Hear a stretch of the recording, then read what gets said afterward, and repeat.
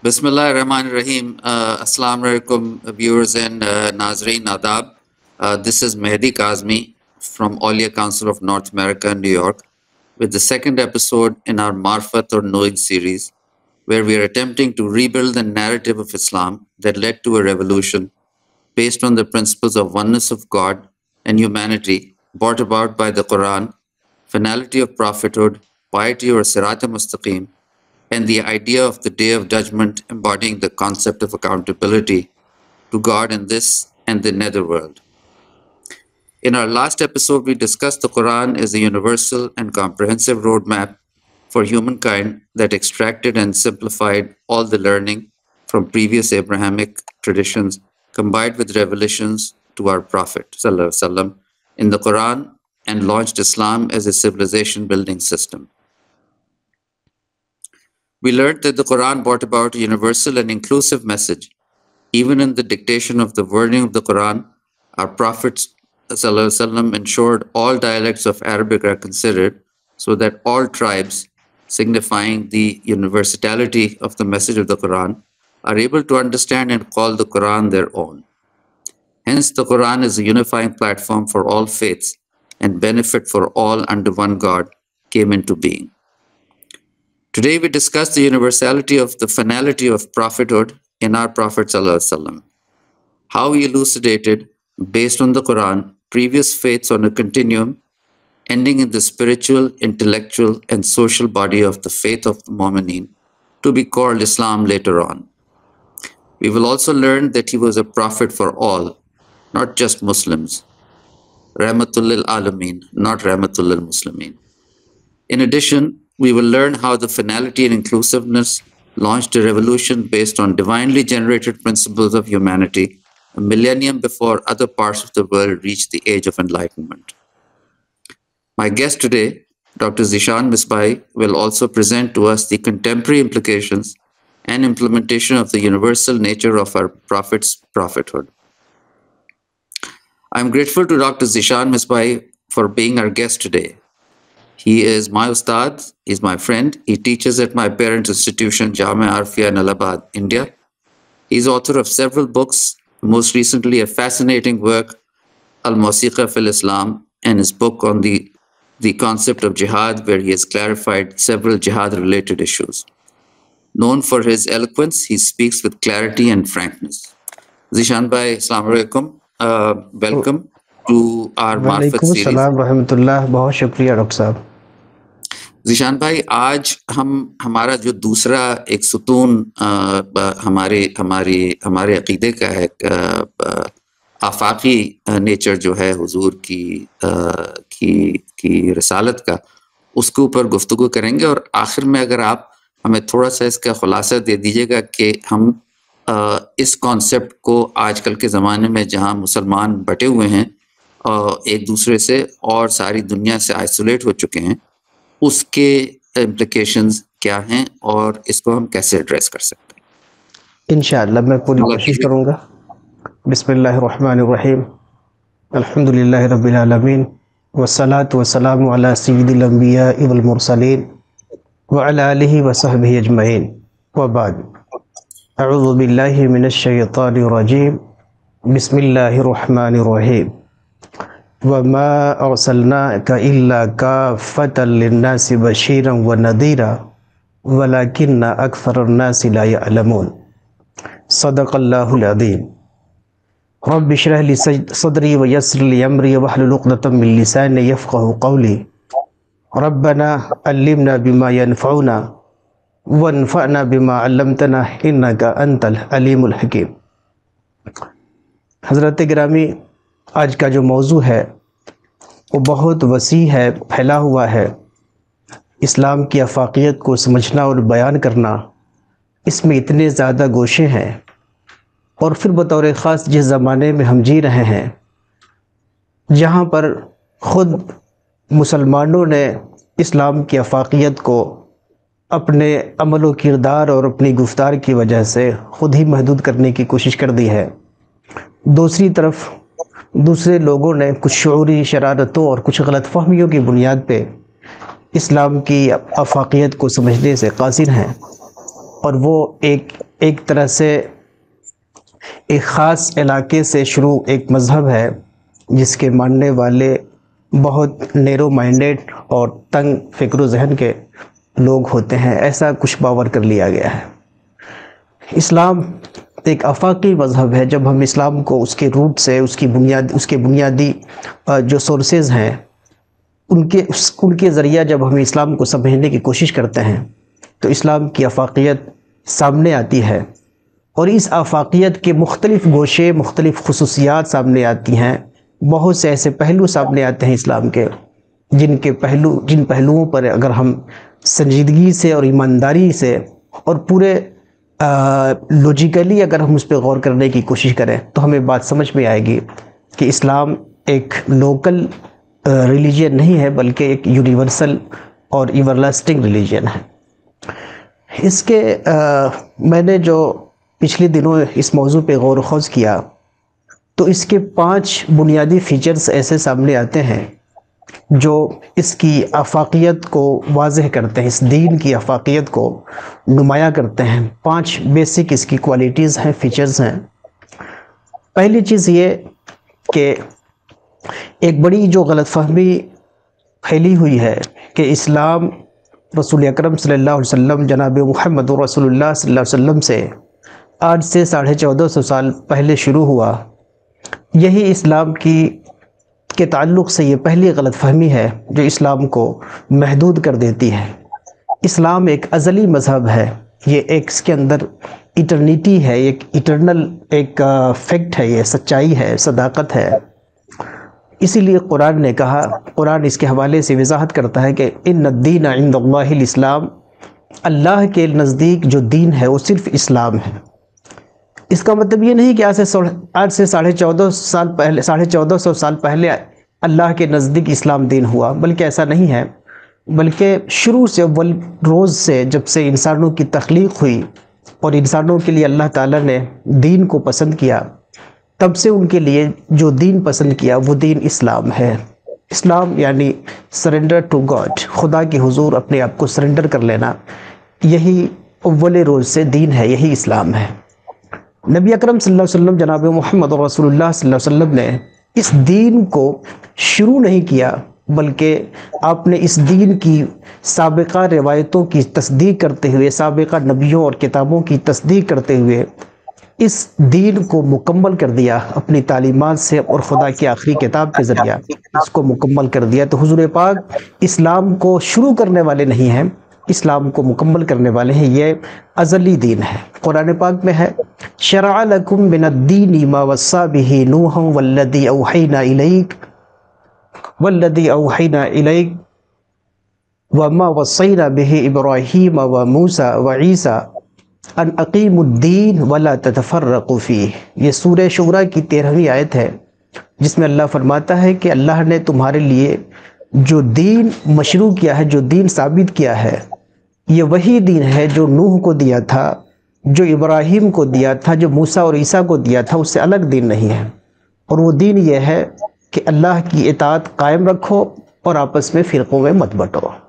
ہماری پرابلم یہ ہے کہ ہم اللہ کی اطاعت کرنا نہیں چاہتے ہیں اور فرقوں میں نہیں بٹنا چاہتے ہیں،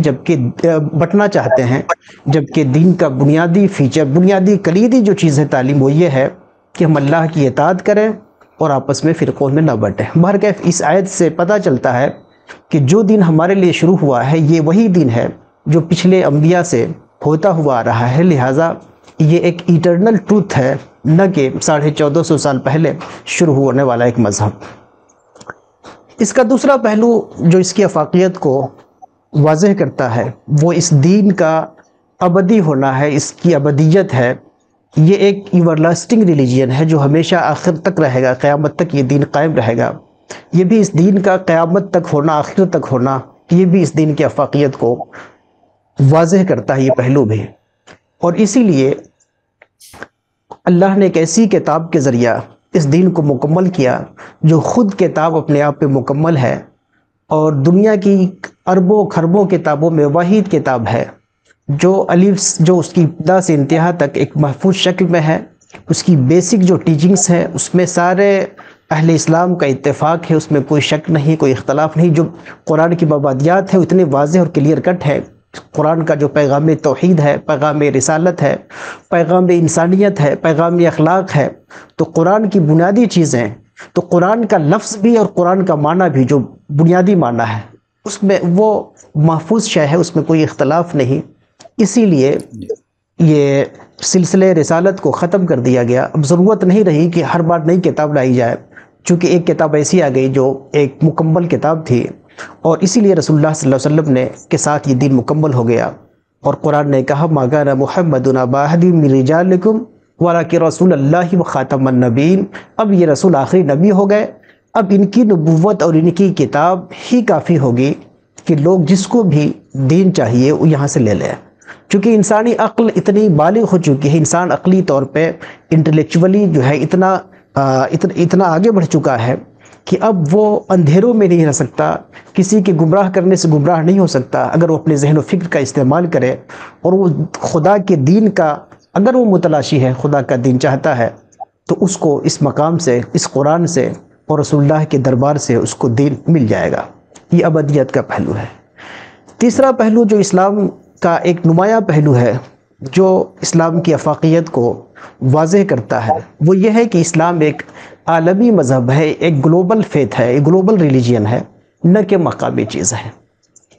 سیدنا عباس رضی اللہ عنہ فرماتے ہیں کہ ہمارے نبی صلی اللہ علیہ وسلم کی خصوصیت یہ ہے کہ اس سے پہلے جو انبیاء ہے وہ کسی خاص علاقے، کسی خاص خطے، کسی خاص قوم کے لیے آئے، جبکہ ہمارے نبی ان کا امتیاز یہ ہے، ان کی خصوصیت یہ ہے، ان کی شان امتیاز یہ ہے کہ یہ شرق کے لیے بھی آئے، غرب کے لیے، ایسٹ سے ویسٹ تک اور ساؤتھ سے نارتھ تک، دنیا کے تمام خطوں میں کے لیے، اور پھر ہمیشہ کے لیے. اس سے پہلے جو پیغمبر آئے وہ ایک خاص مدت کے لیے آئے، اور رسول اللہ جو آئے یہ ہمیشہ کے لیے، آخر تک، آخرت تک، قیامت تک کے لیے آئے.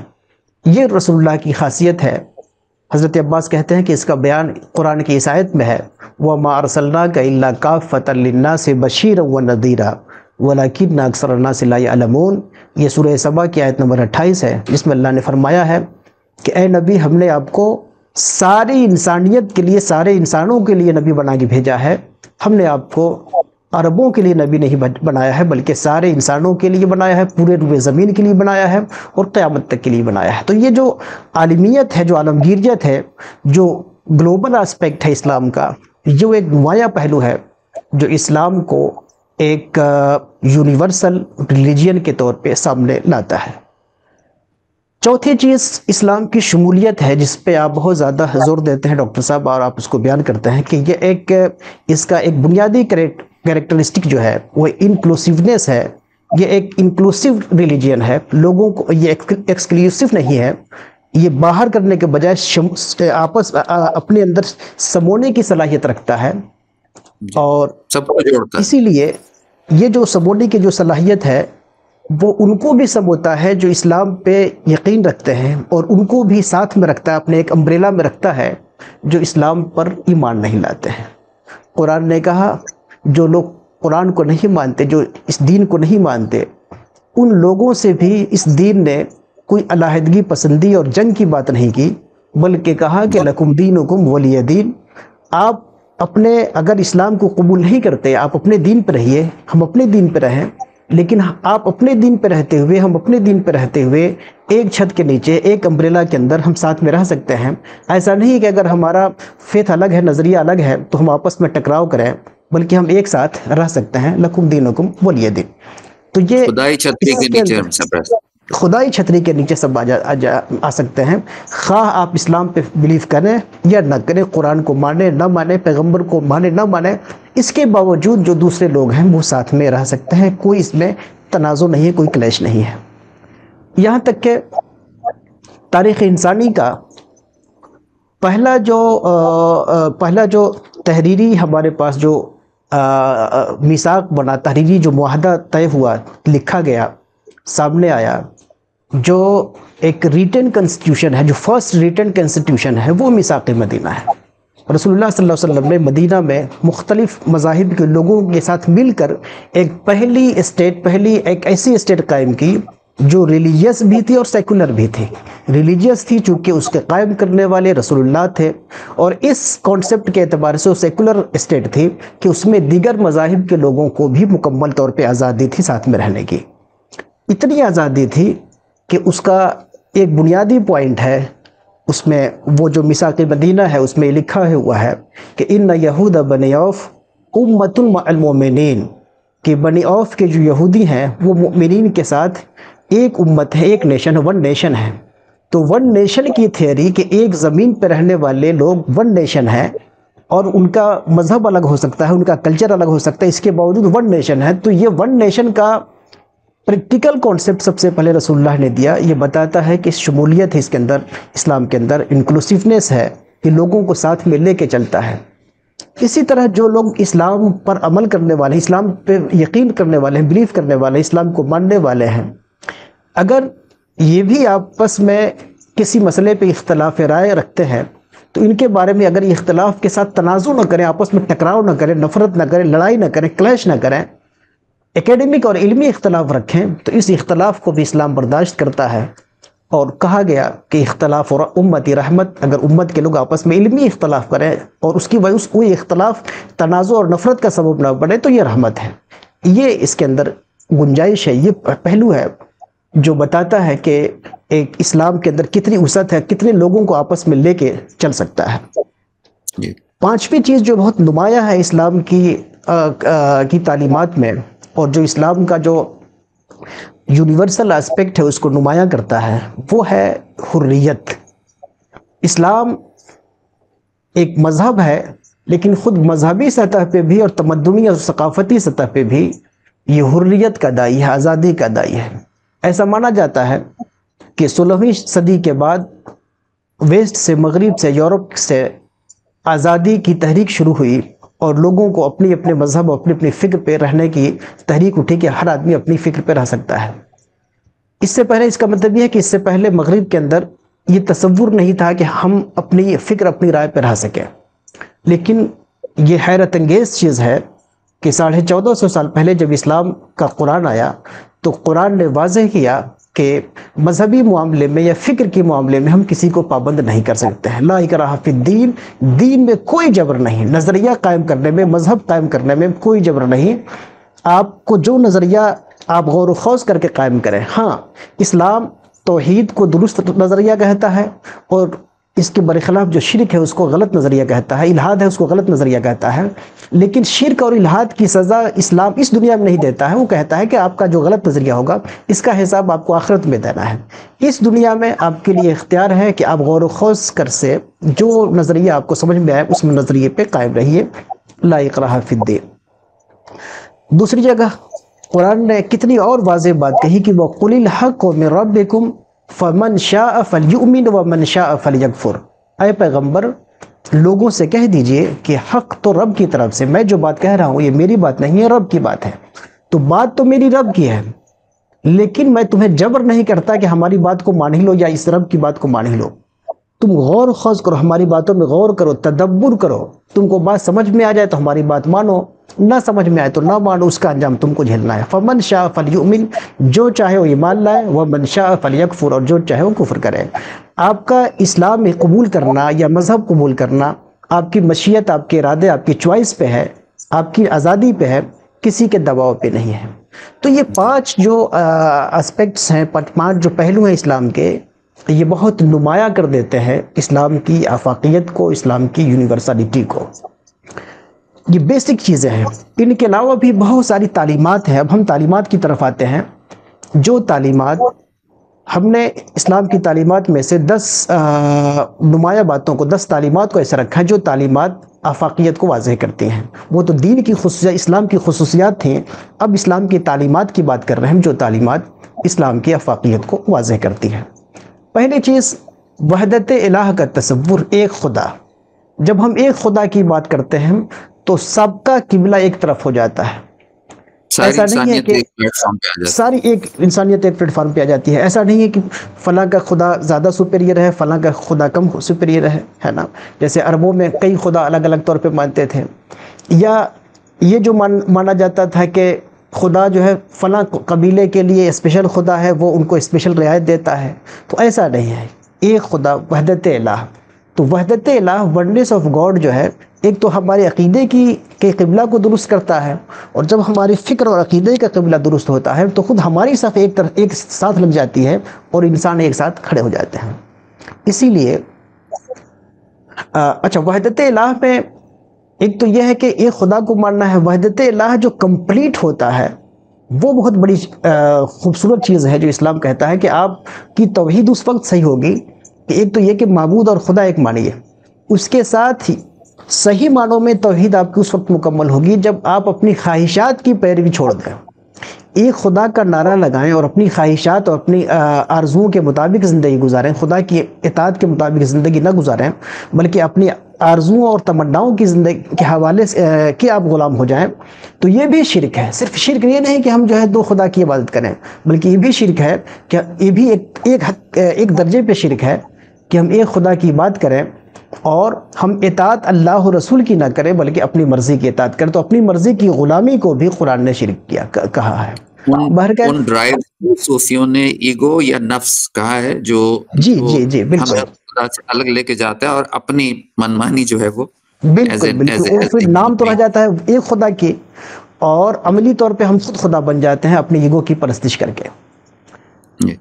توحید وحدت الہ کے ساتھ، ایک خدا کے ساتھ ہی فوراً جیسے کہا کہ جب ایک خدا کی طرف ہم رخ کرتے ہیں تو ہماری صفیں ایک ساتھ بن جاتی ہیں، وحدت آدم کا تصور قائم ہو جاتا ہے. اسلام نے وحدت انسانیت کا تصور دیا. انسان کہاں سے آئے؟ سارے انسان ایک انسان کی نسل سے آئے. جو دنیا میں سب سے بڑی پرابلم ہے اس وقت، نسلی اور ریشیل جو پرابلم ہے کہ نسلوں کی آپس میں جنگ ہے کہ کون اشرف ہے، کون اعلیٰ ہے، کون گورا ہے، کون کالا ہے، کون بلیک ہے، کون ایسٹ کا ہے، کون ویسٹ کا ہے. یہ نسلی جو جنگ ہے، اسلام ان تمام نسلی جنگوں کو ختم کرتا ہے، اور اسلام بنیادی عقیدے میں شامل کرتا ہے کہ ہم پوری انسانیت کی ایک نسل ہے، سب کے باپ ایک ہیں. یا ایھا الناس اتقوا ربکم الذی خلقکم من نفس واحدہ. اے انسانوں، اپنے رب سے ڈرو جس نے تمہیں ایک جان سے پیدا کیا. تو ہم سب کی بنیاد ایک جان ہے اور سیدنا آدم علیہ السلام ہے. پوری انسانیت کی ایک نسل ہے. اب کوئی اسلام کے اس تصور کے بعد نسلی جنگ رہتی ہی نہیں ہے. جو بھی لوگوں کی شکلوں میں کوئی گورا ہے، کوئی کالا ہے، کسی کی شکل کچھ ہے، وہ اس لیے ہے کہ چونکہ مختلف خطوں میں جب گئے، وہاں کی آب و ہوا سے ٹھنڈے علاقوں میں جانے سے، گرم علاقوں میں گئے، پس پہاڑی علاقے میں گئے، ساحلی علاقے میں آئے، تو ان علاقوں کے اثرات ان کے جسم پہ پڑے، جس کی وجہ سے ان کی شکلوں میں معمولی رد و بدل آ گیا، معمولی فرق آ گیا. ادروائز اس کا مطلب یہ نہیں کہ ان کی نسل الگ ہے، نسل سب کی ایک ہے، چونکہ سب آدم کی اولاد ہیں. جب آدم کی اولاد ہیں تو اب نسل کی جنگ ہی ختم ہو گئی جو اسلام کرتا ہے. جبکہ یہ وہ چیز ہے کہ آج بھی ایون ویسٹ جو ہے، جو اپنے آپ کو سب سے زیادہ انسانیت کی بات کرتا ہے، وہ بھی نسلی عصبیت سے باہر نہیں نکل سکا. اور ہم صرف ویسٹ پر ہی تبرہ نہیں پڑھ سکتے، خود بہت حد تک بہت سے مسلمان بھی ایسے ہیں ہم جیسے لوگ جو باتیں تو اچھی کرتے ہیں لیکن نسلی عصبیت سے نکلنا نہیں چاہتے ہیں. اسلام کی تعریف تو کرتے ہیں کہ اسلام نسلی عصبیت کا مذہب نہیں ہے، لیکن جب خود اپنی بات آتی ہے تو ہمارے اندر کہیں نہ کہیں نسلی عصبیت پائی جاتی ہے. اس کا مطلب یہ ہے کہ ہمیں خود ابھی اثر نو مسلمان ہونا ہے. یا ایھا الذین آمنوا، ہمیں دوبارہ مسلمان ہونا ہے، دوبارہ نسلی عصبیت کو توڑ کر کے ایک انسانیت کی طرف آنا ہے، جو اسلام کی بنیادی تعلیمات میں سے اسلام جو ایک آفاقی مذہب ہے اس کی بنیادی تعلیمات میں سے ایک ہے. جی، اور یہ تو بالکل ہمارے ہاں جو عدل کا کانسیپٹ ہے، کل ہم مولانا محمد الدین صاحب سے اس پہ گفتگو کر رہے تھے کہ یہ تو بالکل عدل کے خلاف ہے اور یہ ظلم میں کنورٹ ہو جاتا ہے ایک دوسرے کے ساتھ اگر آپ کی عصبیت اور ریشل پروفائلنگ کریں ایک دوسرے کی. تو بے شک بے شک ظلم ہے. وحدت انسانی کے بعد کہ سارے انسان ایک نسل ہے، سارے انسان ایک ہیں. اچھا، نسل تو ایک ہو گئی لیکن ان پہ درجہ کوئی اوپر نیچے ہے کیا؟ تو انسان کا درجہ بھی اوپر نیچے نہیں بلکہ سارے انسان برابر ہیں. ایک نسل ہونے کے ساتھ سارے انسان برابر ہیں. ہیومن ایکولیٹی کا فلسفہ اسلام پیش کرتا ہے، مساوات انسانی کا درس دیتا ہے. اللہ کے رسول فرماتے ہیں الناس مستوون کاسنان المشتی، کنگھی کے جو دندانے ہوتے ہیں، کنگھی کے دانے بالکل برابر ہوتے ہیں، چھوٹے بڑے ہوں تو پورا سر چھل جائے، تو کنگھی کے دانے جیسے، دندانے جیسے برابر ہوتے ہیں، اسی طرح سارے انسان برابر ہیں۔ کتنی خوبصورت مثال دی ہے رسول پاک صلی اللہ علیہ وسلم نے انسانوں کی مساوات کو واضح کرنے کے لیے، کہ سارے انسان کنگھی کے دندانوں کی طرح برابر ہیں۔ اب اس کے بعد انسانوں میں کوئی فرق، کوئی تمیز، کوئی اونچ نیچ کا سارا تصور ختم ہو گیا، جو آج بھی دنیا میں، آج یہ ترقی یافتہ دنیا بھی اونچ نیچ کی مرض میں الجھا ہوا ہے، جبکہ رسول اللہ کہہ رہے ہیں کہ الناس مستوون کاسنان المشط، سارے لوگ کنگھی کے دندانوں کی طرح برابر ہیں۔ اس کے علاوہ ریشیل جو تفریق ہے، نسلی جو عصبیت ہے، اس کے حوالے سے وہ مشہور حدیث تو سب کو یاد ہے کہ اللہ کے رسول فرماتے ہیں، جب آخری خطبہ میں فرمایا کہ کسی عربی کو کسی اجمی پہ، کسی اجمی کو کسی عربی پہ، کسی گورے کو کسی کالے پہ، کسی کالے کو کسی گورے پہ، کسی سرخ کو، جو یورپ کے لوگ ہوتے ہیں سرخ ہوتے ہیں، کسی سرخ کو کالے پہ، جو آپ کے ساؤتھ افریقہ کے جو لوگ ہوتے ہیں کالے ہوتے ہیں اور یورپ کے لوگ سرخ ہوتے ہیں، رسول اللہ نے کہا کہ کسی سرخ کو کسی کالے پر، کسی کالے کو کسی سرخ پہ کوئی فضیلت نہیں ہے، فضیلت ہے تو تقویٰ کی بنیاد پہ ہے۔ تو ساری پورے گلوب کی بات کی رسول اللہ نے، اور پورے گلوب کے بارے میں کہا کہ سب لوگ یہ برابر ہیں، اس میں کوئی فرق نہیں۔ اسی طرح رسول اللہ نے بہت ریولیوشنری کانسیپٹ ہے یہ، جی جی جی اسی طرح 1400 رسول سال پہلے آ چکا۔ بے شک بے شک رسول پاک صلی اللہ علیہ وسلم نے مذہبی صنفی ایکولیٹی کی بات کی، ریلیجیس جنڈر ایکولیٹی، کہ کوئی انسان مرد ہو سکتا ہے، کوئی عورت ہو سکتی ہے، لیکن مذہبی کمال جو ہمیں حاصل کرنا ہے، مذہبی روحانیت جو ہمیں حاصل کرنی ہے، خدا کی رضا اور خدا کے کمال تک پہنچنا ہے، تو روحانی ارتقاء میں بہت سارے مذاہب ہیں، میں کسی کا اس وقت نام نہیں لوں گا، جس میں کمال روحانیت حاصل کرنے کے لیے، اسپریچول جو ہائی لیول ہے، ہائیسٹ لیول آف اسپریچولیٹی حاصل کرنے کے لیے مرد ہونا ضروری ہے۔ اگلے جنم میں اگر عورت ہے تو اگلے جنم میں پھر جب مرد کے روپ میں پیدا ہوگی تب وہ highest level spiritual highest level حاصل کر پائے گی۔ اسلام نے اس کانسیپٹ کو ختم کیا کہ نہیں، مذہبی جو ہائیسٹ اسپریچول لیول ہے وہ جس طرح مرد حاصل کر سکتا ہے، عورت حاصل کر سکتی ہے۔ قرآن نے اتنی مثالوں سے اس کو واضح کیا، ان المسلمین والمسلمات والمؤمنین والمؤمنات والقانتین والقانتات والصادقین والصادقات والصابرین والصابرات والخاشعین والخاشعات والمتصدقین والمتصدقات والصائمین والصائمات والحافظین فروجہم والحافظات والذاکرین اللہ کثیرا والذاکرات اعد اللہ لہم مغفرۃ واجرا عظیما۔ تو کتنے الفاظ ساتھ میں جوڑے کہ یہ جتنے اللہ کی قرب کے جتنے الفاظ ہیں مردوں کے لیے، وہ سارے الفاظ عورتوں کے لیے ہے، اس میں کوئی فرق نہیں ہے۔ جتنی خصوصیات ہیں قرب کے مردوں کے لیے، وہ ساری خصوصیات عورتوں کے لیے حاصل ہیں۔ تو یہ روحانی کمال حاصل کرنے میں مرد و زن کا جنڈر جو ڈسکریمنیشن تھا، اللہ کے رسول نے اس کو ختم کیا۔ چوتھی چیز، کرامت انسانی کی جو بات کی، انسان کو، اس بنی نوع آدم کو، آدم کے اولاد کو قرآن نے معظم کہا، اس کو اشرف کہا، اس کو اعلیٰ کہا، اس کو مکرم کہا، ہیومن ڈگنیٹی کی بات کی۔ لیکن ہیومن ڈگنیٹی کی جو بات کی، اس کی بنیاد رسول اللہ نے ہیومنیٹی کو قرار دیا، انسانیت کو قرار دیا، کسی اور چیز کو قرار نہیں دیا۔ قرآن نے جو واضح کیا، اللہ فرماتے ہیں لقد کرمنا بنی آدم، ہم نے آدم کی اولاد کو ڈگنیٹی عطا کی، کرامت عطا کی۔ تو ہماری جو ڈگنیٹی ہے، ہیومن ڈگنیٹی جو ہے، وہ صرف انسان ہونے کی وجہ سے ہے۔ جو بھی انسان ہے وہ ہیومن ڈگنیٹی، ہیومن رسپیکٹ کا حامل ہے۔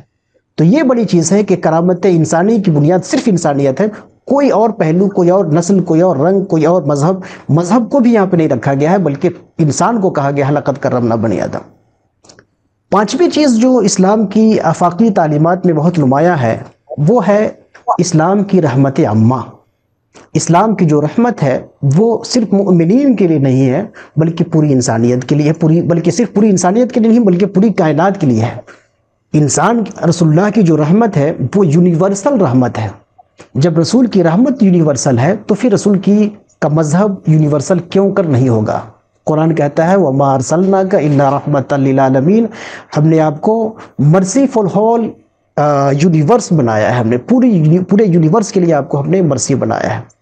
اب یہ دیکھیے، اس کے ساتھ ایک تو یہ کہ رسول اللہ کو پورے یونیورس کے لیے مرسی بنایا، اس کے ساتھ جو اسلام کی اخلاقی تعلیمات ہیں، بڑوں کا احترام، پڑوسی کا احترام، مظلوم کی مدد، غریب کی مدد، دوسروں کا خیال رکھنا، مریض کی عیادت کرنا، یہ جو اخلاقی تعلیمات ہیں، ان اخلاقی تعلیمات میں اسلام نے کہیں سے کہیں تک مذہب کو شامل نہیں کیا ہے، بلکہ اخلاقی تعلیمات پوری انسانیت کو شامل ہیں، اس میں سارے انسان شامل ہیں، چاہے وہ مسلم ہوں کہ نان مسلم ہوں۔ یہ جو اسلام کا اخلاقی اقدار ہے اور رحمت عامہ ہے، یہ واضح کرتا ہے کہ اسلام ایک یونیورسل مذہب ہے۔ اس کے ساتھ انسان خطرات سے دوچار ہوتا ہے۔ ہم رحمت کی بات تو سب کے لیے کریں، لیکن کوئی مصیبت میں پڑے تو پھر ہم اگر مذہب دیکھیں تو یہ بھی ٹھیک نہیں ہے۔ اسلام جو ہے، اسلام نے صرف مساوات کی بات نہیں کی بلکہ حفاظت کی بات کی۔ عام مساوات کی بات نہیں کی بلکہ عام حفاظت کی بات کی، کہ اگر کوئی پریشان ہے، کوئی مظلوم ہے، تو حفاظت، سیکیورٹی سب کو دی جائے گی۔ قرآن کا جو قصاص کا قانون ہے، بہت سخت قانون ہے کہ قاتل کو مقتول کے بدلے میں قتل کیا جائے گا، لیکن جو قرآن کا یہ قانون ہے، قاتل کو مقتول کے قتل کے بدلے میں قاتل کو بھی قتل کیا جائے گا، اس میں قرآن نے مذہب کی تفریق نہیں رکھی ہے۔ وَلَكُمْ فِي الْقِصَاصِ حَيَاتٌ، قاتل کو قتل کیا جائے گا، قاتل خواہ مسلم ہو کہ غیر مسلم، اور مقتول خواہ مسلم ہو کہ غیر مسلم، اس کا دھرم کوئی بھی ہو، انسان ہے، اگر وہ انسان ہے، یہ مقتول انسان ہے، تو اس کے بدلے میں قاتل کو قتل کیا جائے گا، چاہے اس کا دھرم جو کچھ ہو۔ یہ جو حفاظت کی بات ہے، انسانوں کی جانوں کی حفاظت، تو جانوں کی جو حفاظت ہے، یہ بہت بڑی چیز ہے، اسلام نے سب کے لیے رکھا۔ اسی طرح جو ایکول جسٹس کی بات کی اسلام نے، کہ سب کو برابر انصاف ملنا چاہیے، اور برابر انصاف میں عام طور پہ آدمی ہوتا یہ ہے کہ جب اپنوں کی بات ہوتی ہے، جب تک اپنوں کی بات ہوتی ہے تب تک تو وہ انصاف اور برابری اور اعتدال کی بات کرتا ہے، لیکن جب بات آتی ہے تو اس کا بیلنس اپنا بگڑ جاتا ہے۔ قرآن کو انسان کی نفسیات کی یہ پرابلم معلوم تھی، اسی لیے قرآن نے اس کو واضح کیا، اور اللہ تعالیٰ فرماتا ہے یا ایھا الذین آمنوا کونوا قوامین للہ شہداء بالقسط ولا یجرمنکم شنآن قوم علی الا تعدلوا اعدلوا هو اقرب للتقوی۔ اے مومنوں، اے مسلمانوں، اللہ کے لیے انصاف قائم کرنے والے بنو۔ یہ بہت بڑی تعلیم ہے کہ زمین پہ انصاف قائم کرنے والے بنو۔ اور پھر سوال ہوا کہ ہم تو انصاف کر رہے ہیں، سامنے والا ظلم کر رہا ہے، تو کہا کہ سامنے والا ظلم کر رہا ہے تو اس سے اس کے ظلم کے مطابق ہی بدلہ لینا ہے، بدلہ لینے میں آگے نہیں بڑھنا ہے۔ قرآن فرماتا ہے کہ وَلَا يَجْرِمَنَّكُمْ شَنَآنُ قَوْمٍ عَلَىٰ أَلَّا تَعْدِلُوا، کہ کسی قوم، کسی کمیونٹی سے اگر تم کو دشمنی ہے تو یہ دشمنی تم کو مجرم نہ بنا دے کہ تم انصاف اور جسٹس کے راہ سے بھٹک جاؤ۔ اگر ہمیں کسی سے عداوت ہے تو بھی ہمیں عدل اور انصاف کو قائم رکھنا ہے۔ اگر اس کو سزا دینی ہے تو جتنا جرم ہے اس کا اس جرم کے برابر سزا دینا ہے، اس سے زیادہ سزا نہیں دینی ہے۔ اگر دوسری کمیونٹی کا آدمی، اگر آپ کی کمیونٹی کے ایک آدمی کو قتل کیا، اور اسلامک اسٹیٹ ہے، تو اسلامک اسٹیٹ میں یہی کہا جائے گا کہ اس کو، جس نے قتل کیا ہے صرف اس کو قتل کیا جائے گا، نہ کہ اس کی پوری کمیونٹی کا۔ دوسری کمیونٹی کے شخص نے اگر آپ کو گالی دی ہے تو آپ کو صرف یہ حق دیا جائے گا کہ آپ چاہیں تو معاف کر دیں یا چاہیں تو آپ اتنی گالی دے دیں۔ ایسا نہیں ہو سکتا کہ اس نے گالی دی اور آپ انتقام میں آ کے، چونکہ آپ کا دشمن، آپ اس کی زبان کاٹ لیں، یہ حق نہیں ہے آپ کو۔ قرآن نے کہا کہ آپ عداوت میں بڑھ کر کے اعتدال اور انصاف سے آپ آگے نہ بڑھ جائیں۔ اسی طرح اسلام کی جو تعلیمات ہیں، جو آفاقی تعلیمات ہیں، جو آفاقی نیچر ہے اسلام کا، یونیورسل جو نیچر ہے، وہ واضح ہوتا ہے اسلام کے امن و صلح کی تعلیمات سے۔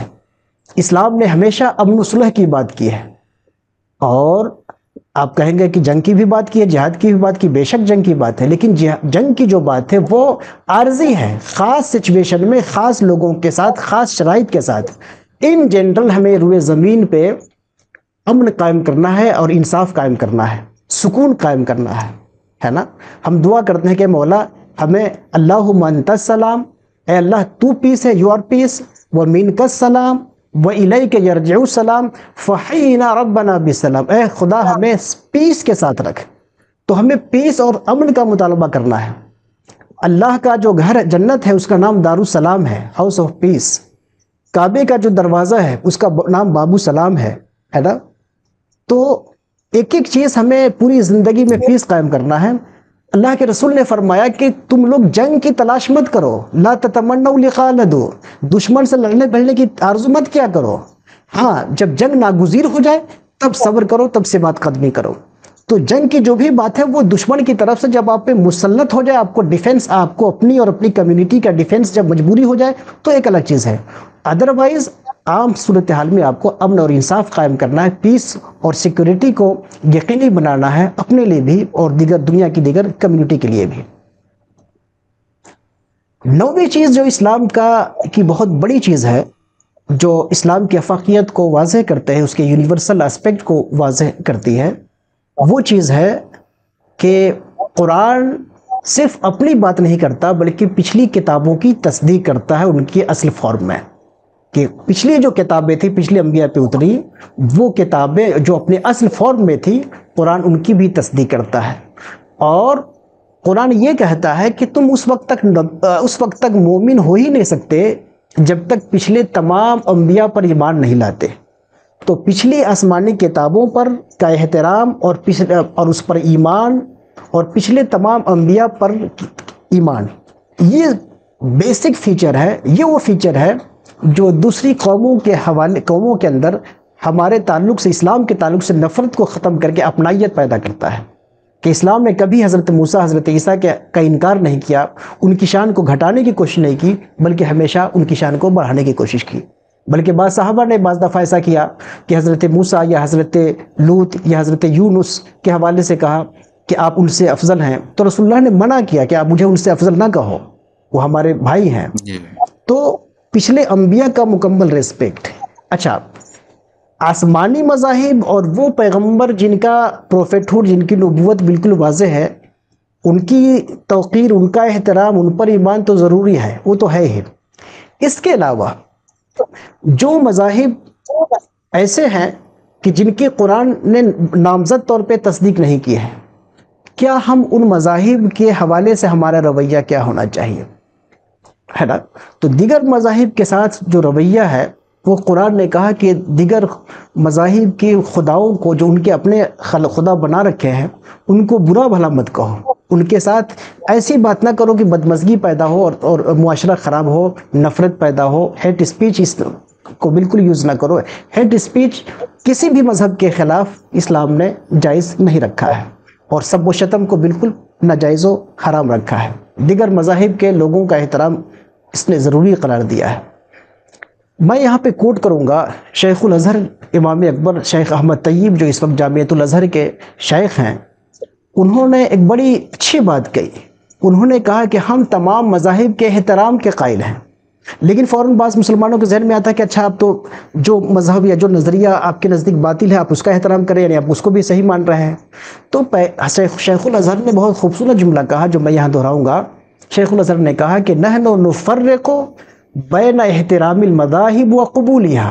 مذاہب کو قبول کرنا ایک الگ چیز ہے، ریسپیکٹ دینا الگ چیز. ہم ریسپیکٹ اس لیے دیتے ہیں تاکہ معاشرے میں رواداری قائم رہے، کوئی نفرت، کوئی بدمزگی نہ پیدا ہو، لیکن ہم اس کو قبول نہیں کرتے. قبول تو دین اسلام ہم کرتے ہیں، لیکن دین اسلام کو قبول کرتے ہوئے ہم دوسرے مذاہب کی توہین نہیں کرتے تاکہ معاشرہ ہمارا امن و امان کے ساتھ چلتے رہے. اس کے ساتھ 10ویں چیز جو ہے وہ ہے اسلام کا جو یونیورسل فیچر ہے، وہ ہے کامن منیمم پروگرام. اسلام نے دیگر مذاہب کے ساتھ، دیگر کلچرز کے ساتھ، دیگر نظریات کے ساتھ ہمیشہ ایک روادارانہ، محبتانہ، ایک دوستی کا ماحول کریٹ کرنے کی کوشش کی ہے. اور اس کے لیے اس نے اصول بنایا ہے کہ آپ کا جو بھی نظریہ ہو، آپ کے نظریہ اور فکر میں اور ہمارے نظریہ اور فکر میں جہاں پہ یکسانیت ہوگی، جہاں پہ کامن ہوگا، اس کامن پوائنٹ پہ ہم جمع رہیں گے. اور جو ڈیفرنسز ہیں، وہ آپ اپنے ڈیفرنسز آپ انجوائے کریے، ہم اپنے ڈیفرنسز ہم انجوائے کریں. لیکن کامن جو چیزیں ہیں، جو ہمارے آپ کے بیچ کامن ہے، اس پہ ہم ایک ہو جاتے ہیں. قرآن نے کہا اہل کتاب کو، یا اہل الکتاب تعالوا الی کلمۃ سواء بیننا وبینکم. اے اہل کتاب، آپ اگر رسول اللہ کی تصدیق نہیں کرتے مت کیجئے، لیکن چونکہ آپ بھی کہتے ہیں خدا ایک ہے، ہم بھی کہتے ہیں خدا ایک ہے، تو یونیٹی آف گاڈ پہ، توحید پہ تو جمع ہو جائیے، توحید پہ تو اتحاد کر لیجئے. قرآن کی آیت ہمیں اصول فراہم کرتی ہے کہ ہم دیگر دنیا کی تمام قوموں سے قوموں کے ساتھ کامن منیمم پروگرام بنا سکتے ہیں، اور اس سے عداوت، اسلام کے حوالے سے عداوت ختم ہو سکتی ہے، لوگ اسلام کا یونیورسلٹی واضح ہو سکتا ہے، اور لوگوں کے قلوب، لوگوں کے دلوں کی کھڑکیاں، ان کے دروازے اسلام کی طرف کھل سکتے ہیں۔ یہ وہ فیچرز تھے، 10 فیچرز، بنیادی 10 ٹیچنگز جو اسلام کی، جو آفاقیت کے حوالے سے تھے۔ اب آخر میں چند چیزیں میں یہ عرض کرنے کی کوشش کر رہا ہوں کہ ہمیں کرنا کیا ہے۔ یہ تو فضائل ہو گئے، اسلام کی خوبیاں ہو گئی، اب ہمیں کرنا کیا ہے، اپلیکیشن میں کیا کرنا ہے، ہمیں اپلیکیبل پرنسپلز کیا ہیں اس کے۔ تو ہم نے چند اصول، چند قوانین اسلام کے ایسے ہیں جس کو ہم فالو کریں تو پریکٹیکلی اسلام کی افاقیت کو ہم واضح کر سکتے ہیں اور پیش کر سکتے ہیں، ورنہ صرف قصے اور فضائل سنانے سے کام ختم نہیں ہو، بات پوری نہیں ہوگی۔ اسلام کے 5 قوانین ایسے ہیں جن قوانین پر ہم چلیں، جن قوانین پہ ہم چلیں تو آج بھی اسلام ایز اے یونیورسل ریلیجین سامنے آئے گا۔ پہلا قانون ہے اسلام کا، بہت نمایاں قانون، قانون اجتہاد۔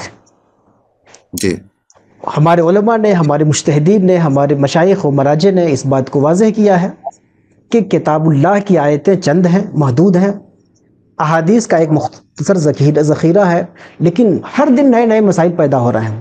ان نئے مسائل کا حل کیا ہوگا؟ اس کے لیے قرآن نے اجتہاد کا راستہ دیا ہے کہ آپ ہر زمانہ لاکھ بدل جائے، ماحول و معاشرہ لاکھ بدل جائے، ان بدلے ہوئے معاشرہ میں نئے مسائل جو سامنے آئیں گے، ان نئے مسائل کا حل ہو سکتا ہے، اور یہ حل کرنے والے وہی لوگ ہوں گے، وہ ہمارے ائمہ نہیں ہوں گے جو اللہ کے قرب میں جا چکے ہیں، بلکہ یہ کام ہر زمانے کے زندہ افراد کریں گے، جو لوگ موجود ہوں گے، جو اجتہاد والے ہوں گے، جو موجود علماء میں جو نمایاں ہوں گے، وہی اجتہاد کریں گے۔ چونکہ ہمارے یہاں اجتہاد کے حوالے سے اتنی اصطلاحات ہیں کہ ان اصطلاحات کے اندر اصل حقیقت گم ہو گئی ہے۔ یہ ایک مستقل ٹاپک ہے، اجتہاد کے حوالے سے بات کی جائے کا موضوع جو ایک مستقل ٹاپک ہے، لیکن اجمال کے ساتھ میں بتاؤں کہ جب حضرت معاذ بن جبل کو رسول اللہ نے یمن کا گورنر بنایا اور ان سے پوچھا کہ اے معاذ، تم یمن جا رہے ہو جو مسیحیوں کا ملک ہے، عیسائیوں کا ملک ہے، وہاں جا رہے ہو، وہاں نئے صورتحال ہوگی، نئے مسائل ہوں گے، وہاں فیصلہ کیسے کرو گے؟ حضرت معاذ نے کہا کہ میں کتاب اللہ سے فیصلہ کروں گا۔ حضرت رسول اکرم صلی اللہ علیہ وسلم نے پوچھا کہ اگر تم کو مسئلے کا حل کتاب اللہ میں نہ ملا تو؟ انہوں نے کہا میں حدیث سے، سنت رسول اللہ سے فیصلہ کروں گا۔ کہا کہ اگر سنت رسول میں نہ ملے تو حضرت معاذ بن جبل نے رسول اللہ سے کہا کہ اجتہد برائی، میں خود غور و خوض کروں گا اور اپنے غور و خوض کرنے کے ذریعہ فیصلہ کروں گا، واللہ علو، اور پوری ایمانداری کے ساتھ غور و خوض کر کے فیصلہ کروں گا۔ رسول اللہ نے ان کو دعا دی کہ اللہ تعالیٰ تمہیں توفیق دے، تمہیں برکت دے، اللہ تعالیٰ اپنے رسول کے اس نمائندے کو فیضیاب کرے، بصیرت اور ایمان اور علم دے۔ سوال یہ ہے کہ وہاں پہ اس وقت اجتہاد کے رول واضح نہیں ہوئے تھے، اجتہاد کے رول نہیں بنائے گئے تھے، قوانین نہیں بنائے گئے تھے، لیکن صحبت نبوی کا جو ایک فیض تھا، جو ایک جنرل جو بصیرت تھی، ایک مومن کی جو جنرل بصیرت تھی، اور رسول اللہ کی صحبت جو تھی ان کو، اس جنرل بصیرت کی بنیاد پہ رسول اللہ نے کہا کہ یہ چونکہ باشعور آدمی ہے، اور باشعور آدمی ہے تو کوئی بھی نئے مسئلے کا حل کریں گے تو کتاب و سنت کی روشنی میں کریں گے۔ یہ قانون آج تک نافذ ہو رہا ہے۔ کہاں پہ اجتہاد ختم ہو گیا تھا، اجتہاد مطلق کیا ہے، اجتہاد مقید کیا ہے، ان تمام بحثوں سے قطع نظر جو بھی نئے ایشوز ہوں گے، وہ جن شرطوں کے ساتھ بھی ہو، وہ اجتہاد کہیں کہ غیر اجتہاد کہیں، وہ پوری ایک ٹیکنیکل بحث ہے۔ اس ٹیکنیکل بحث سے قطع نظر یہ بات کلیئر کٹ ہے کہ اسلام نئے مسائل کو، نئے ایشوز کو حل کرنے کی ذمہ داری اسلام نے اسلام کے علماء کو دی ہے، کہ جو علماء چوٹی کے علماء ہیں ان کو حل کر سکتے ہیں۔ دنیا کا کوئی مسئلہ اسلام کے دائرہ اجتہاد سے باہر نہیں ہو سکتا، اس لیے اسلام ہر زمانے میں، ہر معاشرے میں اپلیکیبل ہے، اس کے اپلیکیشن میں کوئی رکاوٹ نہیں آ سکتی ہے۔ اس قانون اجتہاد میں بنیادی چیز جو بتائی گئی ہے وہ یہ بتائی گئی ہے کہ دین کے بعض احکام ابدی ہیں، دائمی ہے، حقائق ہیں جس میں کوئی تبدیلی نہیں ہوتی، اور دین کے بہت سے ایسے احکام ہیں جن کا تعلق زمانے سے ہے، لہٰذا وہ تمام مسائل جن کا تعلق زمانے سے ہے، ان مسائل نئے ہوں کہ پرانے ہوں، اگر وہ مسائل زمانے سے متعلق ہیں تو ان مسائل میں علماء غور و خوض کر سکتے ہیں، اور غور و خوض کر کے اسلام کو ہر زمانے کے مطابق اس کو، ہر زمانے میں اسلام کو فٹ بنا سکتے ہیں، ہر زمانے کے موافق کر سکتے ہیں۔ علماء نے اس بات کو طے کیا ہے، تمام ائمہ نے، کہ کوئی اجتہاد دین کو منسوخ نہیں کر سکتا، شریعت کو منسوخ نہیں کر سکتا ہے، لیکن اس کے ساتھ ایک بہت بڑی چیز ہے اجتہاد کے اندر، کہ اجتہاد دین کو منسوخ تو نہیں کر سکتا ہے، یعنی وہ پہلو جو متعین ہے شریعت میں اس کو تو نہیں کرے گا، لیکن جو چیزیں متعین نہیں ہیں، جو ان کا تعلق زمانے سے ہے یا جو نئے مسائل ہیں، ان کو اجتہاد حل کرے گا۔ اسی طرح جو چیزیں دین کی تعلیمات میں سے متعین ہیں، واضح طور پہ ہیں، لیکن دین نے ان کے اپلیکیشن کے لیے جو شرائط رکھے ہیں، اگر وہ شرائط نہیں پائی جا رہی ہیں تو مجتہد وقتی طور پہ ان احکام کو روک سکتا ہے، اتنا بڑا اختیار دیا ہے اسلام نے۔ چنانچہ دوسرے خلیفہ حضرت عمر ابن خطاب کے بارے میں یہ مشہور ہے کہ جب قحط سالی کے زمانے میں غربت عام ہو گئی، اور جب انسان مفلس ہو جاتا ہے، جب پیٹ کی آگ جلتی ہے تو انسان پھر جائز ناجائز نہیں دیکھتا ہے، اس کو پھر وہ چاہے پیٹ کی آگ بجھانی ہے چاہے چوری کرنا پڑے۔ ایک ایسے زمانے میں کہ جب لوگ مجبور ہو گئے تھے چوری کرنے پہ، اور کیا کہتے ہیں قحط سالی کی وجہ سے غلے نہیں اگے تھے، تو حضرت عمر نے کہا کہ جب تک یہ کنڈیشن ہے، جب تک ہم لوگوں کے لیے غذائیت کی فراہم نہیں کر سکتے، تب تک ہم ہاتھ کاٹنے کی سزا جو ہے کچھ دن تک ہم روک دیتے ہیں۔ اتنا بڑا کام ہے، اتنا بڑا اختیار ہے اجتہاد کا، اتنا بڑا وسیع دائرہ ہے۔ اس لیے اس پہلو کو سمجھنے کی ضرورت ہے۔ علماء اگر اس کو سمجھیں تو اسلام کی افاقیت ہمیشہ واضح رہے گی، اور ہماری تنگ نظری کی وجہ سے ہم اسلام کو بالکل جو ہے ہر معاملے میں 1400 سال پیچھے لے جاتے ہیں یہ، اور اس کی وجہ سے دنیا کہتی ہے کہ یہ اب نئے زمانے کے ساتھ اسلام چلنے کے لائق نہیں ہے۔ دنیا کا سوال صرف اس لیے ہے کہ ہم نے قانون اجتہاد کو چھوڑ دیا۔ دوسری چیز، اسلام کا ایک دوسرا قانون ہے قانون سنت اور بدعت، سنت و بدعت کا قانون۔ یہ بھی بڑا الجھاؤں کا شکار ہے، ہمارے یہاں بڑی پیچیدگی ہے کہ کس کو ہم فالو کریں کس کو نہیں فالو کریں۔ اور ایک حدیث پاک حدیث صحیح ہے، کل بدعۃ ضلالہ، ہر نئی چیز گمراہی ہے۔ اس حدیث کو نہ سمجھنے کی وجہ سے بڑی گمراہی پیدا ہوئی۔ یہ حدیث کل بدعۃ ضلالہ، ہر نئی بدعت گمراہی ہے، اس حدیث کو اس وقت تک ہم سمجھ ہی نہیں سکتے جب تک دوسری صحیح حدیث جو مسلم شریف کے اندر ہے اس کو نہ سمجھ لیں۔ اللہ کے رسول نے فرمایا من سن فی الاسلام سنتا حسنہ کان لہ اجرھا واجر من عمل بہا، جو بھی اسلام میں نئی سنت پیدا کرے گا اللہ اس کو اجر دے گا، اور ان کو بھی اجر دے گا جو لوگ اس پہ عمل کریں گے۔ اس کا مطلب کیا ہوا؟ ایک حدیث میں کہا جا رہا ہے کہ بدعت گمراہی ہے، جہنم کی چیز ہے، ایک حدیث میں کہا جا رہا ہے کہ نئی چیز جو ایجاد کرے گا، نئی اچھی چیز، اچھی سنت ایجاد کرے گا، یعنی سنت وہ صرف وہ نہیں ہے سنت جو رسول اللہ کرتے تھے، بلکہ دین میں بھی دوسرے لوگ بھی نئی سنت ایجاد کر سکتے ہیں، سنت کی ایجاد بھی ہو سکتی ہے، اور صرف ایجاد نہیں ہو سکتی، اس پہ ثواب بھی ملے گا، اس پہ فائدہ بھی ملے گا۔ اس کا مطلب یہ ہوا کہ ہر زمانے میں، ہر زمانے کے حالات کے مطابق، معاشرے اور ماحول کے مطابق، ہر وہ نئی چیز جس کے ذریعہ دین کی جو اسپرٹ ہے، دین کی جو اصل روحانیت ہے، دین کا جو اصل عقیدہ و اخلاقیات و عمل ہے، اس کو قوت اور طاقت فراہم ہو سکے، تو کوئی بھی ایسی نئی چیز جس کی وجہ سے دین کی اصل روح کو، اسپرٹ کو طاقت اور قوت فراہم ہو، وہ چیز سنت حسنہ ہے، اس کو کر سکتے ہیں اور اس سے فائدہ ہوگا۔ جس بدعت کو ضلالت کہا گیا ہے وہ بدعت ہے جس کی وجہ سے ہماری اصل دین ہی پیچھے رہ جائے۔ لہٰذا صرف چیزوں کو ہم بدعت اور سنت کے دائرے میں نہ دیکھیں، بلکہ تھوڑا سا ڈیپتھ میں جا کے یہ دیکھیں کہ اس نئی چیز سے دین کی اصل روح کو فائدہ ہو رہا ہے یا نقصان ہو رہا ہے۔ اگر فائدہ ہو رہا ہے تو چاہے وہ چیز آج ایجاد ہوئی ہو اس کو استعمال کریں، اور اگر نقصان ہو رہا ہو تو چاہے ہمارے دادا پر دادا نے اگر ایجاد کیا ہو اس کو، اگر اس سے دین کا نقصان ہو رہا ہو تو ہم اس کو ترک کر دیں۔ سنت و بدعت کا یہ کانسیپٹ اگر ہمارے اندر واضح ہو جائے تو پھر ہم اسلام کی افاقیت کو محدود نہیں کریں گے، جو بدقسمتی سے خود ہم لوگ، ہمارے علماء اور مشائخ دین کی افاقیت کو محدود کر دیتے ہیں۔ تیسری ایک اور چیز ہے جو اسلام کی افاقیت کو کیا کہتے ہیں کہ ایک اور قانون ہے جس پہ عمل کر کے ہم اسلام کی افاقیت کو سامنے لے کے آ سکتے ہیں، اور وہ چیز ہے قانون تدریج۔ دین کا جو نزول ہوا وہ تدریج سے تھوڑے تھوڑے کر کے ہوا، رفتہ رفتہ کر کے ہوا، ایک ایک بات ہوئی۔ اسی طرح دین کی جو تبلیغ ہے، دوسروں تک پہنچانا، ساری باتیں آپ ایک ساتھ نہیں پہنچا سکتے، اور اگر دین کسی نئے معاشرے میں جا رہا ہے، نئے خطے میں جا رہا ہے، اس نئے خطے اور نئے معاشرے میں سارے دین ایک ساتھ نافذ نہیں کر سکتے۔ شاہ ولی اللہ محدث دہلوی نے حجت اللہ البالغہ میں اس بات کو واضح کیا ہے کہ نئے علاقے میں جائیں جہاں پہ لوگ اسلامی قوانین سے ناواقف ہو، ناشنا ہوں، تو ان نئے علاقے میں جا کے اول روز سے اسلام اس کے سارے قوانین نافذ کرنے کی کوشش نہ کی جائے، بلکہ ان نئے لوگوں کو پہلے دین سے مانوس کیا جائے۔ جب دین سے مانوس ہو جائے تو ایک ایک کر کے ان کو دین کی باتیں بتائی جائے۔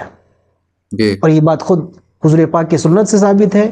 یہی معاذ بن جبل ہے اور یہی یمن کی گورنری ہے کہ آپ یمن بھیجتے ہوئے حضرت معاذ بن جبل کو یہ بھی کہا تھا رسول اللہ نے کہ اے معاذ، تم اہل کتاب کے علاقے میں جا رہے ہو، کرسچنز وہاں پہ لوگ ہوں گے، وہاں پہ تم کیا کرو گے؟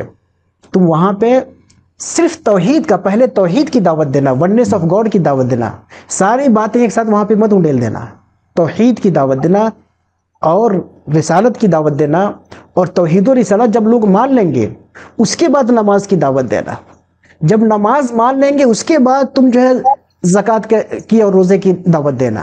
تو رسول پاک صلی اللہ علیہ وسلم نے تبلیغ میں بھی تدریج کو رکھا۔ ہوتا یہ ہے کہ ہم اس کو نظر انداز کر دیتے ہیں۔ اسی طرح ایک اور قانون ہے، قانون یسر، اسلام کا ایک چوتھا قانون، قانون یسر۔ قانون یسر کو سامنے رکھنا ضروری ہے۔ اللہ نے فرمایا وَمَا جَعَلَ عَلَيْكُمْ فِي الدِّينِ مِنْ حَرَجٍ، اللہ نے دین میں حرج نہیں رکھا۔ یہی معاذ بن جبل ہے، یہی یمن کی گورنری ہے۔ جب معاذ بن جبل کو، حضرت معاذ بن جبل کو یمن بھیج رہے تھے تو حضور ایک اور ان کو نصیحت کی تھی، اے معاذ بشروا ولا تنفروا ویسروا ولا تعسروا، لوگوں کو بشارتیں سنانا، نفرتیں مت پھیلانا۔ ایسا مبلغ مت بن جانا کہ جا کے لوگوں میں نفرت پیدا کرو، ایسے مبلغ بنو کہ لوگوں کو خوشی فراہم کرو، لوگوں کو اطمینان دو، بشارت سناؤ۔ یسروا ولا تعسروا، دین کی بات ایسے انداز میں بتاؤ کہ دین آسان ہے، دین سہل ہے، مشکل نہیں ہے۔ دین کے لیے مشکلات پیدا مت کرنا، دین کا اتنا دقیق فلسفہ پیش مت کر دینا کہ لوگ دین کی طرف آئے ہی نہیں۔ آج ہمارے دائیوں کے لیے کے اندر عام طور پہ غلطی ہو جاتی ہے کہ وہ دین کو اتنا پیچیدار بنا دیتے ہیں کہ ایک عام آدمی سوچتا ہے کہ بھائی اتنا مشکل دین تو ہمارے لیے ہے نہیں، اتنا مشکل دن ہمارے لیے کیسا ہوگا۔ اس لیے آفاقی مذہب کی بھی خصوصیت ہونی چاہیے کہ اس میں آسانی ہو کہ ہر علاقے کا شخص اپنے مطابق اس پر عمل کر سکے جہاں تک گنجائش بن سکے۔ تو دین کے اندر یسر کے پہلو کو مبلغین کو غالب رکھنا ہے۔ اور ایک چیز اور، جو ایک اور قانون ہے، وہ قانون اصل و فرع ہے کہ اسلام کی تعلیمات میں کچھ بنیادی تعلیم ہے، کچھ اجتہادی تعلیم ہے۔ بنیادی تعلیمات وہ ہے جس پر پوری امت کا اجماع ہے، جس پر کوئی اختلاف نہیں ہے، اور اجتہادی معاملات وہ ہے جس کی بنیاد پہ مختلف فقہی اور مسلکی گروپ بنے ہیں۔ اب اس اجتہاد کی وجہ سے، اس تدبر کی وجہ سے ہمارے پاس فقہ اور مختلف مکاتب فقہ پیدا ہو گئے ہیں، مختلف مکاتب فکر پیدا ہو گئے ہیں۔ یہ اپنی جگہ ہے، یہ اسلام کی خوبی ہے کہ اجتہاد کے ذریعہ یہ کام ہوا۔ لیکن اجتہاد کے ذریعہ جب مختلف گروپ پیدا ہو گئے، مختلف گروہ پیدا ہو گئے، اب اگر آپ یہ کریں مختلف مکاتب فکر پیدا ہو گئے، مکاتب فقہ پیدا ہو گئے، اب اگر ہم یہ کریں کہ اصل چیز ہم مسلک کو بنا دیں، دین کو سیکنڈری کر دیں، اس سے بہت بڑی چیز، بہت بڑا نقصان ہوگا۔ اسی کا تو آج کل بول بالا ہے۔ یہ بہت بڑا بحران ہے۔ اس بحران سے نکلنے کا واحد راستہ ہے کہ ہم دین کے قانون اصل و فرع کو سمجھیں کہ جو اصل ہے پہلے ہم اس کی دعوت دیں، فرع کی بات کی دعوت دیں، ہے نا؟ توحید و رسالت ہے، آخرت ہے، نماز ہے، جو بنیادی چیزیں ہیں، جو بیسک چیز، اخلاقیات عامہ ہے، انسانیت ہے، بیسک چیزیں ہیں جس پہ کوئی اختلاف نہیں، پہلے ہم اس پہ آئیں۔ باقی اجتہادی معاملات یا اختلافی معاملات اس کو بعد میں رکھیں۔ ہماری گفتگو کی شروعات ہو، ہم اگر کاظمی صاحب سے بات کریں، ان موضوعات سے گفتگو شروع کریں جن موضوعات پہ ہمارا ان کا اتفاق ہے۔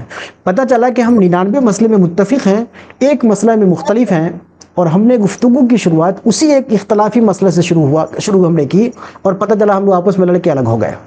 پوری دنیا میں مسلمان عام طور پہ علماء اور مشائخ اس قسم کا بعض دفعہ اس طرح کا کام کر کے، وہ ایک ایسے زمانے میں جب مسلمانوں کو جوڑنے کی ضرورت ہے، وہ اور توڑتے ہوئے، امت کو توڑتے ہوئے نظر آتے ہیں۔ ایک ایسے زمانے میں جب کہ دنیا کے سامنے اسلام کی افاقیت کو پیش کرنا ہے، اسلام کی تنگ نظری کو پیش کر دیتے ہیں، اپنی تنگ نظری کی وجہ سے اسلام کو تنگ نظر بنا دیتے ہیں۔ اس لیے قانون اصل و فرع کو ہمیں سامنے رکھنا ہے۔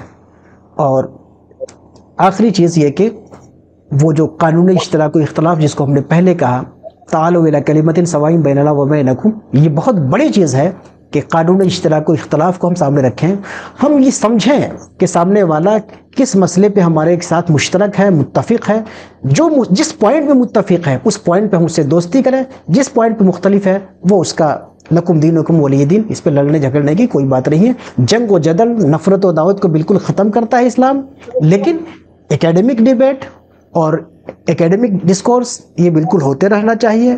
اکیڈمک لیول پہ اگر کوئی اختلاف ہے تو ہوتے رہنا چاہیے، لیکن یہ اختلاف تنازع کا، جھگڑے کا، نفرت کا، عداوت کا یہ ذریعہ نہیں بننا چاہیے۔ یہ وہ باتیں ہیں جن باتوں کو ہم پیش کر ملحوظ خاطر رکھیں تو اسلام کی آفاقیت سامنے رہے گی، واضح رہے گی۔ جی بہت خوب، آپ کی گفتگو سے ذیشان بھائی 3-4 چیزیں جو ہم نے عرض کی، ایک تو یہ کہ آپ نے ایک پورا انسانیت کے لیے کانسٹیٹیوشن یا ایک پروگریسو آئین جو ہے وہ آپ نے ایک ہمیں پیش کیا کہ اس کی یہ بیسکلی جو ہے یہ 5 پہلے ستون اور پھر آپ نے جو 10 جو پوائنٹس بتائے، ان کو اگر ہم امباڈی کر لیں کہ یہ بھائی ہمارا ایک آگے بڑھنے کا ایک کانسٹیٹیوشن، جیسے آپ نے کہا کہ ہمیں پھر سے مسلمان ہونا چاہیے، ہمیں پھر سے اپنا کانسٹیٹیوشن جو اس کو انہی پیرامیٹر سے ڈیفائن کر لینا چاہیے۔ دوسری چیز جو ہمیں ایک احساس ہوا کہ آپ نے یہ جتنی بھی ساری چیزیں بتائیں یہ بالکل عین فطری ہیں، یہ انسان کی انسانیت سے جڑی ہوئی ہیں، تو اس میں کوئی ایسی وہ بات نہیں ہے کہ اتنا آپ کو جو ہے وہ اتنا تجربہ کرنی پڑے گی انٹلیکچولی کہ ان چیزوں کو کیسے ڈسکور کیا جائے، اس میں کوئی ڈسکوری کی بات نہیں ہے، یہ تو انسان لے کے پیدا ہوا، اور اس دین نے اور حضور صلی اللہ علیہ وسلم نے ان کو جو ہے ایک منظم طریقے سے ساری انسانیت کی بہتری کے لیے اس کو پھر سے پریزنٹ کیا۔ بے شک۔ تو بہت بہت شکریہ ذیشان بھائی، آپ کی گفتگو نے بڑا ہی ہمیں انلائٹن کیا، اور آپ this gives us a way forward, not just a debate. شکریہ بہت بہت۔ ناظرین آپ کا بہت بہت شکریہ دیکھنے کا، آپ ضرور ہمارے چینل کو دیکھیے اور اس کو سبسکرائب بھی کیجئے، جیسے کہ ہمارے دوست رضا رومی صاحب کہتے ہیں کہ آپ کو اس کا ثواب بھی ملے گا، تو اس کو سبسکرائب کرنے کا ثواب۔ تو اس کے ساتھ ہی ہمیں اجازت دیجیے گا، انشاءاللہ اگلے ہفتے پھر حاضر ہوں گے، ہم ایک بہت ہی ضروری ٹاپک صراط مستقیم کے اوپر گفتگو کریں گے انشاءاللہ۔ مولانا امام الدین صاحب جو ہمارے استاد ہیں وہ ہمارے ساتھ ہوں گے۔ خدا حافظ،